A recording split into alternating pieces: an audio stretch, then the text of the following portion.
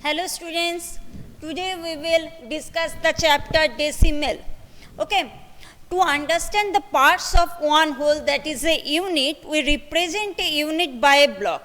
One block divided into 10 equal parts means each part is 1 by 10, that is 1/10 of a unit, and it can be written as 0.1 in decimal notation. The dot represents the decimal point and comes between the ones place and the tens place. Therefore, every fraction with denominator 10 can be written in decimal and vice versa. Okay. To understand the parts of one whole, that is a unit, we represent a unit by a block. One block divided into 10 equal parts means each part is 1 by 10, that is 1/10 of a unit, and it can be written as 0.1 in decimal notation, and the dot represents the decimal point and it comes between the ones place and the tens place. Therefore, every fraction with denominator 10 can be written in the decimal form and vice versa.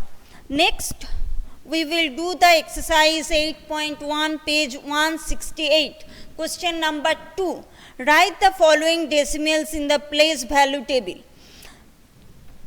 Write the following decimals in the place value table.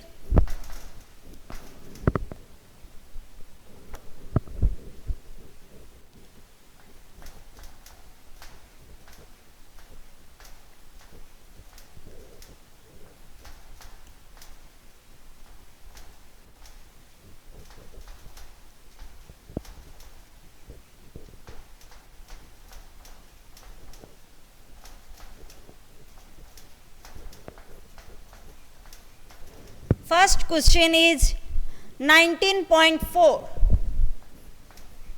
Here 1 is in tens place, 9 is in ones place, and 4 is in tens place. Okay. Next question is 2D. 2D. And the number is 205.9.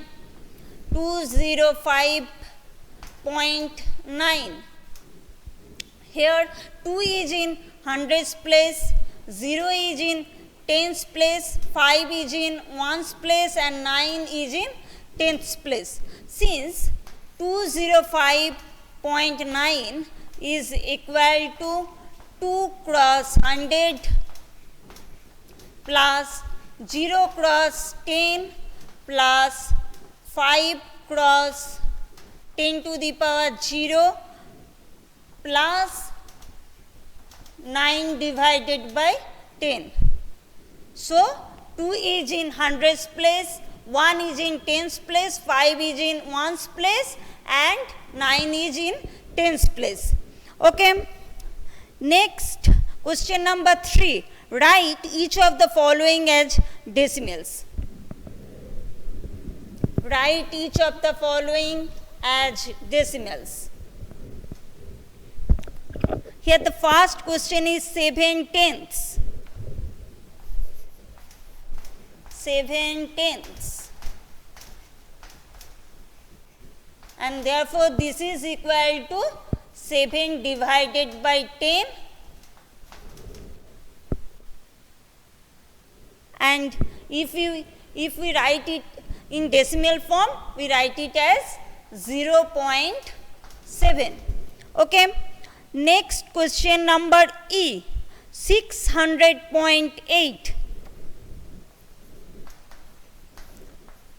600.8 is equal to 600.8.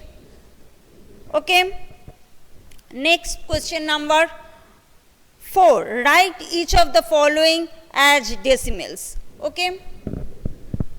Question number 4.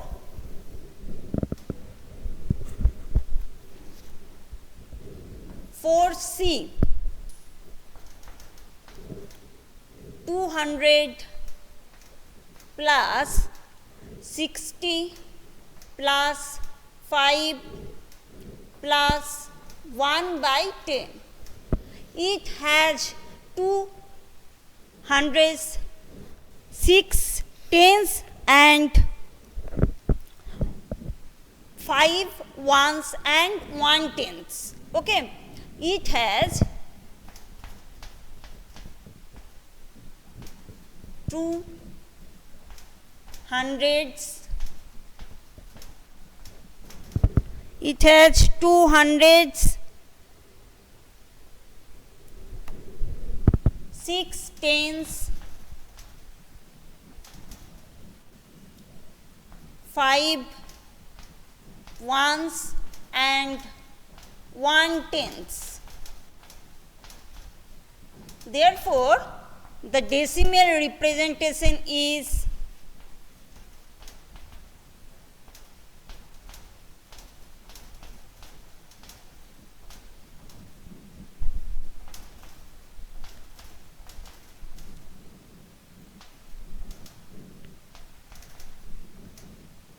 265.1.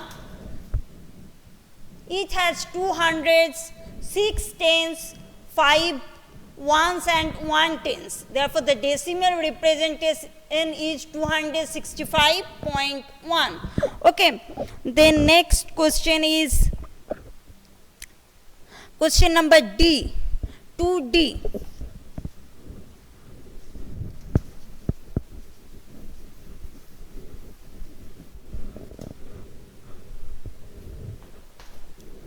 $70 plus 8 by 10. It has 7 tens, no ones and 8 tenths. Therefore, the decimal representation is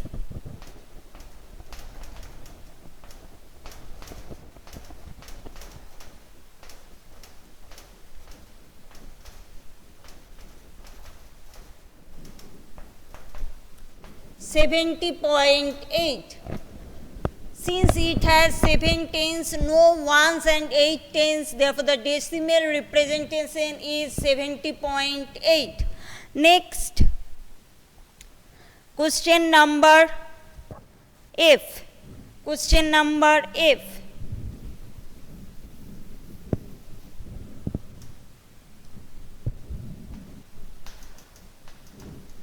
4 wholes are 2 divided by 10. We can write this as 4 plus 2 by 10. Okay. Therefore, this is equal to 4.2. Since this is equal to 4 plus 0.2. It has 4 ones and 2 tenths. It has 4 ones and 2 tenths. So, the decimal representation is 4.2. Now, question number K. 4 wholes are 1 by 2. 4 wholes are 1 by 2.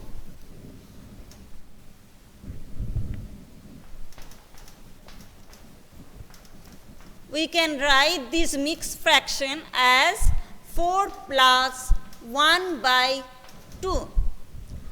Now, we see that here the denominator is 2. For writing in decimal notation, the denominator should be 10. Therefore, to make the denominator 10, we multiply both the numerator and the denominator by 5 and we get this is equal to 4 plus 5 by 10 and therefore, this is equal to 4 plus 0.5. This is equal to 4.5. Okay, clear? Next, Write the following decimals as fractions and reduce the fractions to lowest form. Question number 5. Write the following decimals as fractions and reduce the fractions to lowest form.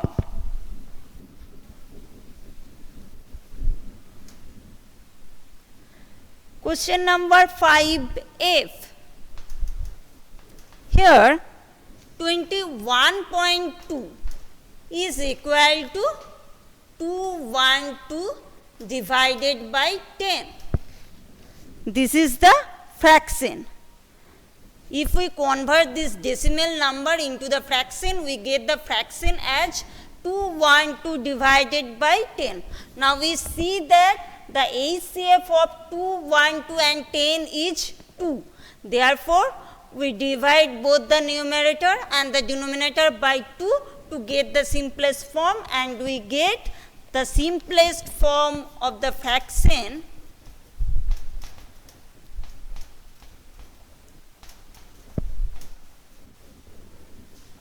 of the fraction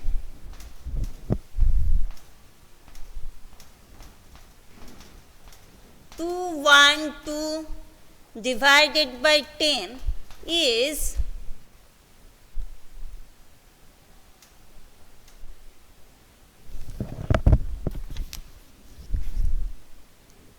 106 divided by 5. Now we see that the numerator and the denominator have no common factor except 1. We see that the numerator and the denominator have no common factor except 1. Therefore, this is the simplest form. Next, question number G, 5G, 6.4. This is equal to 64 divided by 10. If we convert this decimal number into the fraction, we get this is 64 divided by 10. Now the HCF of 64 and 10 is 2. Therefore, to get the simplest form, we divide both the numerator and the denominator by 2, and we get this is equal to 32 divided by 5. This is the simplest form of this fraction. Okay. In the next class, we will do the remaining portions of the exercise. Thank you, students. Thanks for watching.